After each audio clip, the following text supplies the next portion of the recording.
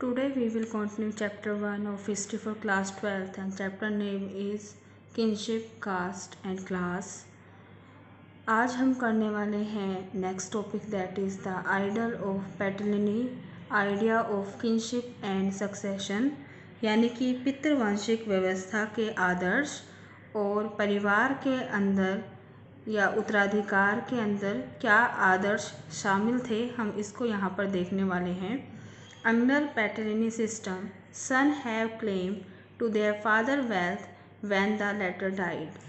तो पितृवंशी व्यवस्था में ऐसा देखा गया कि पिता की मृत्यु के बाद पिता की जो संपत्ति होती थी या पिता के जो संसाधन होते थे उस पर उसका पुत्र क्लेम कर सकता था या दावा कर सकता था.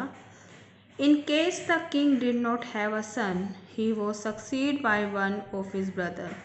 अगर ऐसा कोई केस होता था जिसमें राजा बिना पुत्र के ही उसकी मृत्यु हो जाती थी तो उस कंडीशन में राजा का उत्तराधिकार उसके भाई को मिलता था.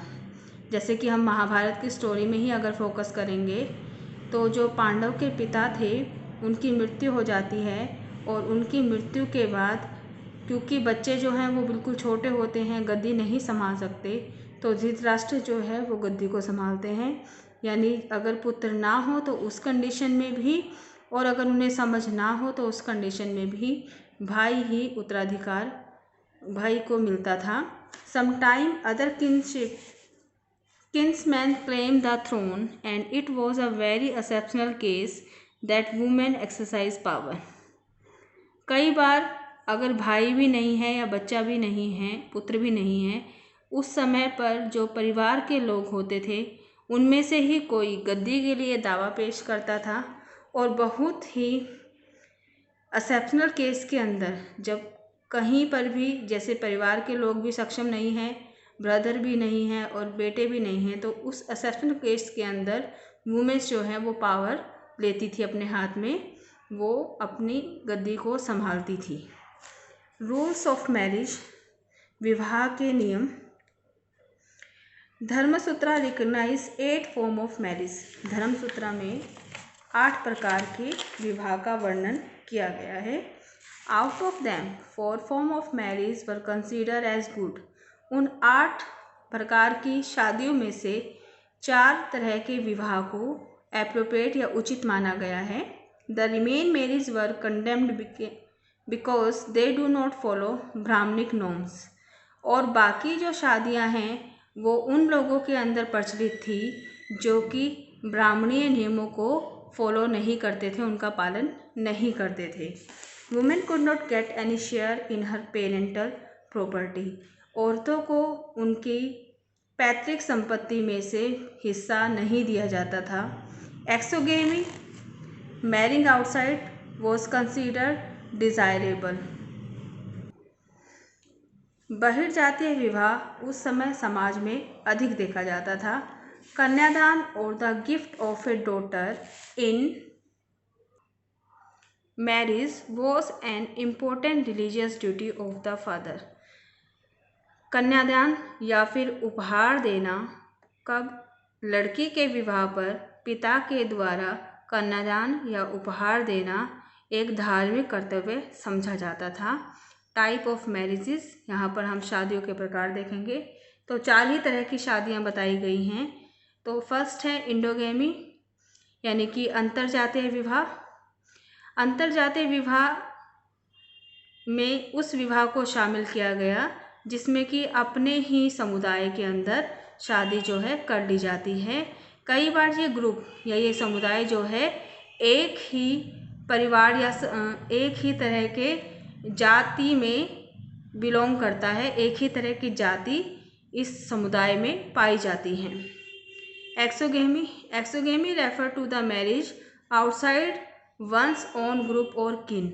जब अपने समुदाय या अपनी जाति के बाहर विवाह किया जाता है तो उसको एक्सोगेमी जो मैरिज या एक्सोगेमी बहिर्जातीय विवाह उसे कहा जाता है. नेक्स्ट है polygyny. Polygyny refer to the marriage in which a man have several wives. Polygyny जो है इस तरह के विवाह को कहा जाता है जिसमें एक आदमी की कई पत्नियां होती है। पॉलीएंड्री यानी कि बहुपत्नी, तो ये उस तरह का विवाह है जिसमें कि एक औरत के एक से भी अधिक पति जब होते हैं तो उस कंडीशन को पॉलीएंड्री कहा जाता है। जैसे पॉलीएंड्री के लिए अगर हम लोग बात करें तो महाभारत में एक एग्जाम्पल है द्रौपदी का, वो पॉलीएंड्री प्रथा कहलाएगी जिसमें एक पत्नी के बहुत सारे पति होते हैं। और पॉलीजेनी में आ जाएगा आपका जैसे कृष्ण भगवान की बहुत सारी रानियों की बात की गई थी, दशरथ की बहुत सारी रानियां थी, ठीक है, अर्जुन ने भी बहुत शादियां की थी। तो इस तरह से हम लोग टाइप ऑफ मैरिजेस के बारे में देखते थे कि समाज में किस तरह से विवाह संपन्न कराए जाते थे। अब इसके बाद नेक्स्ट टॉपिक है हमारा धर्मसूत्रा और धर्मशास्त्र। धर्मशास्त्र और धर्मसूत्रा को या धर्मसूत्र को क्यों कंपाइल किया गया, उन्हें क्यों संकलित किया गया, तो इसके पीछे कुछ रीज़न थे। देखिए, समाज में उस समय पर जो ब्राह्मण रहते थे तो ब्राह्मणों के द्वारा जो सोशल बिहेवियर डिसाइड किया जाता था उसी को सोसाइटी में उसका पालन जो है किया जाता था। यानी कि ब्राह्मणों के द्वारा बनाए हुए रूल्स रेगुलेशन को समाज के अंदर फॉलो किया जाता था, ठीक है। They are written in Sanskrit, और ये सभी के रूल रेगुलेशन किस में लिखे होते थे, संस्कृत लैंग्वेज में लिखे होते थे। जैसे जैसे कस्बे नए नए कस्बों का उत्थान होने लगा तो जो लोग आपस में जुड़ते थे, चाहे वो दूर किसी कस्बे से आए हों या पास के किसी कस्बे से बिलोंग करते हों, जब वो अपने बनाए हुए प्रोड्यूस को सेल करते थे यानी कि बेचते थे, ठीक है, खरीदते थे, तो उस कंडीशन में वो सिर्फ अपने प्रोडक्ट को खरीदते या बेचते नहीं थे, इसके साथ साथ वो उनके आइडियाज़ को भी शेयर करते थे, ठीक है। तो इस तरह के आइडियाज़ जब आपस में शेयर होते थे तो ये आइडियाज़ गांव से कहाँ पर जाते थे, अर्बन मिली, तो अर्बन सोसाइटी जो है या शहरी जो नगर है वहाँ तक ये आइडियाज़ पहुँच जाते थे। This might have led to the questioning of early believe and practices. तो इससे क्या होने लगा, अब शहर में जब ये चीज़ें पहुँचने लगी तो शहर के लोग क्वेश्चनिंग करने लगे, यानी कि प्रश्न उठाने लगे। जो भी ये बिलीफ बनाए गए थे, जो भी ये विश्वास बढ़ाए गए थे लोगों के अंदर, और जिसके एवज में ये रीति रिवाज जो हैं उनसे फॉलो करवाए जाते थे, उन पर ही क्वेश्चनिंग होने लगी, उन पर ही प्रश्न या सवाल उठने लगे। तो इस कंडीशन में क्या आंसर निकाला ब्राह्मणों ने, तो यहाँ ब्राह्मणों ने एक इसका सॉल्यूशन निकाला। It was to meet this challenge that Dharmasutra and Dharmashastra were compiled. तो लोगों के इन प्रश्नों का उत्तर देने के लिए धर्मसूत्र और धर्मशास्त्र को संकलित किया गया ताकि लोग आराम से इन्हें पढ़ें और जो भी उनकी क्वेरी है, जो भी उनके क्वेश्चन हैं अपने धर्म से रिलेटेड, अपने विश्वास से रिलेटेड, उनके आंसर को वो इन्हीं स्रोतों से प्राप्त कर ले। इसके लिए धर्मसूत्र और धर्मशास्त्र को कंपाइल किया गया। तो आज हमने टाइप ऑफ मैरिजेस, धर्मसूत्र, धर्मशास्त्र और उसके साथ साथ परिवार किस तरह से बनता था, पितृवंशीय व्यवस्था क्या थी, उसको देखा। नेक्स्ट वीडियो में हम लोग फीचर्स ऑफ गोत्रा को पढ़ेंगे। यहाँ तक आपको आपके नोट्स प्रिपेयर करने हैं।